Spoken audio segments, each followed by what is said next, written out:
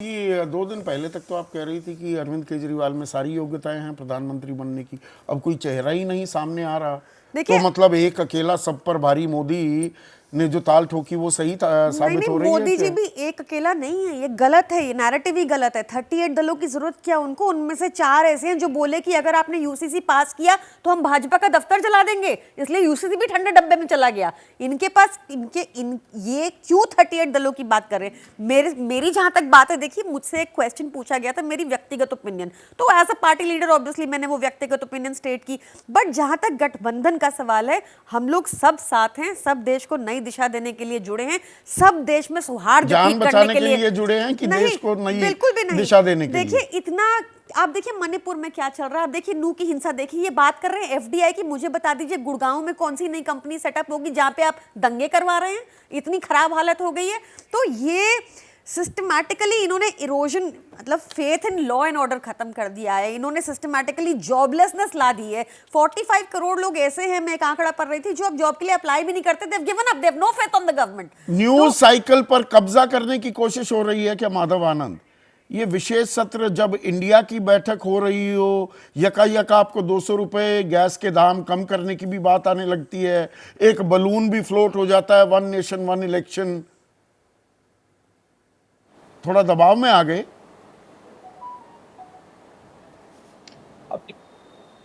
नहीं, एनडीए गठबंधन तो कभी दबाव महसूस किया ही नहीं। दबाव अगर है तो वो घमंडिया गठबंधन के ऊपर है। जिस तरह के ये लोग बातें कर रहे हैं, और आज भी प्रेस कॉन्फ्रेंस के माध्यम से जिन जिन नेताओं ने अपने बातों को रखा, तो हम लोग तो कहते हैं ना कि जिस गठबंधन का आपने नाम भले ही चेंज कर दिया हो, पहले यूपीए के जगह पे अब इंडिया कर दिया हो, घमंडिया कर दिया हो, अब तो भारत का नाम भी जुड़ेगा, भारत जीतेगा इंडिया, भारत का नाम भी जोड़ रहे हैं। वही भ्रष्टाचार, वही परिवारवाद, वही तुष्टीकरण, डीएनए, ब्लड ग्रुप, सब कुछ एक ही है।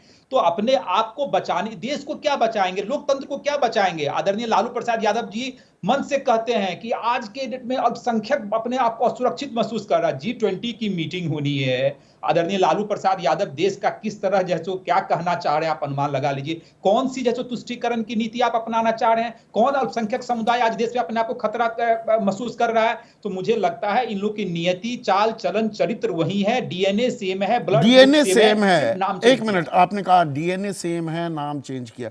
अच्छा, ये डीएनए की जब बात आती है, फरूक अब्दुल्ला, उमर अब्दुल्ला, ये तो एनडीए का हिस्सा थे वाजपेयी सरकार में। महबूबा मुफ्ती के साथ आपने साझा सरकार चलाई, नीतीश कुमार के साथ 15 साल राज किया बिहार में। उद्धव ठाकरे सबसे पुराने सहयोगियों में से एक।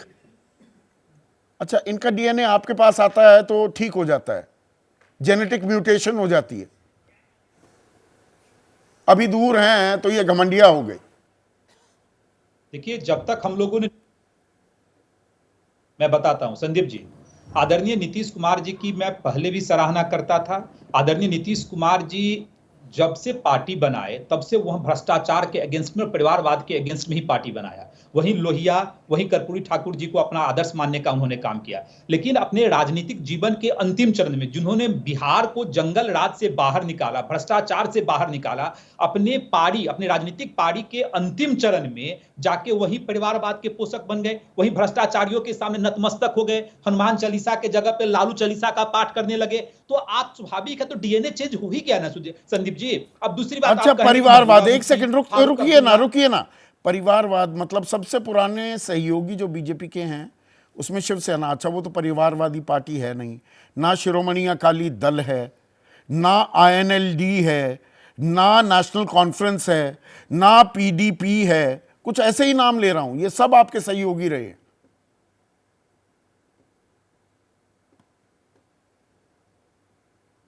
देखिए, परिवारवाद की परिभाषा के रूप में अगर आप देखेंगे तो परिवारवाद की परिभाषा, अगर आप अखिलेश यादव की पार्टी, लालू प्रसाद यादव की पार्टी, या तमाम अन्य जो इस तरह की पार्टियां जो खुद डिसाइड कर लेते हैं कि मेरे बाद मेरे पार्टी का उत्तराधिकार कौन होगा, बाल ठाकरे ने किया, प्रकाश सिंह बादल ने किया, देवीलाल ने किया, फरूक अब्दुल्ला ने किया, मुफ्ती मोहम्मद सईद ने किया। खैर अभी इसमें भ्रष्टाचार का पॉइंट रह गया है, वो मैं कृष्णा हेगड़े के लिए छोड़ता हूं। पर डॉक्टर सुनील सिंह, एक सेकंड, डॉक्टर सुनील सिंह संयोजक ही नहीं भाई, संयोजक तो 1 साल से मेहनत कर रहे थे, वो संयोजक तो बनना चाहिए था नीतीश कुमार को कि नहीं? देखिए, आप नीतीश जी के जो विपक्षी एकता के मुहिम के सूत्रधार हैं, मालाकार हैं, उनको किसी पद के दायरे में बांधना उनके व्यक्तित्व के साथ नाइंसाफी है और वो कमतर आंकना है। ये टोटल जो विपक्षी एकता की चीज़ें हैं, देखिए पहले हमने बिहार फॉर्मूला देकर भाजपा को सत्ता से हटाया विपक्षी एकता का। माननीय नीतीश कुमार जी ने विपक्षी नेताओं से मिले, एहसास कराया, सकारात्मक परिणाम हुए। तो पटना में एक बड़ी सी एक मीटिंग हुई और विपक्षी नेताओं ने आपसी मतभेदों को भुलाकर इस बात का ऐलान किया कि हम सब भाजपा के खिलाफ साझा उम्मीदवार देंगे और एक होंगे। फलाफल कर्नाटका में सरकार हारी भाजपा की।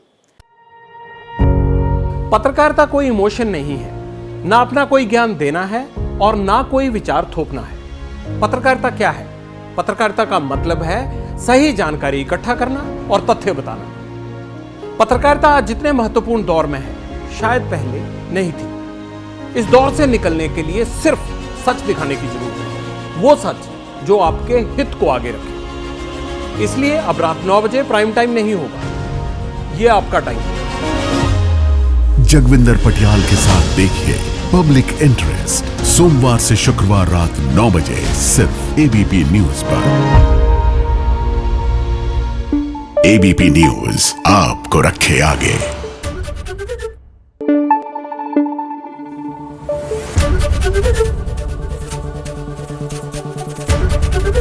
एबीपी न्यूज आपको रखे आगे।